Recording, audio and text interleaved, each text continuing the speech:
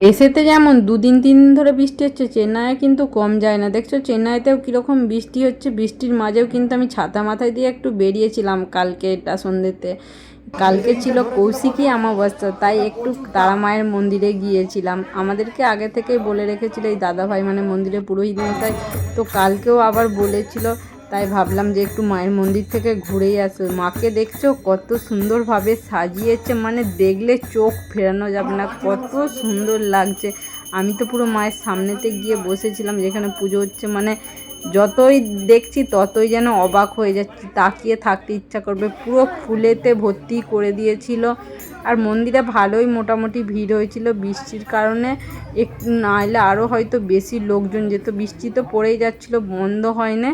তো এখানে পুজো হচ্ছিল, এখানে গান হচ্ছিল, হরিনাম অনেকক্ষণ ধরে এখানে বসেছিলাম। বসে থাকে যে হোমের প্রস্তুতি চলছে, হোম হবে। যেহেতু ছেলের কালকে স্কুল রয়েছে তাই বেশি রাত করিনি। এখানে হোম হচ্ছিল যখন, তখন ওখানে মায়ের প্রসাদ দেওয়া হচ্ছিল, খিচুড়ি প্রসাদ। খেয়ে দিয়ে আমরা বাড়ি চলে আসলাম। আমাদের মাকে কেমন লাগলো কমেন্ট করে কিন্তু জানিও। টাটা।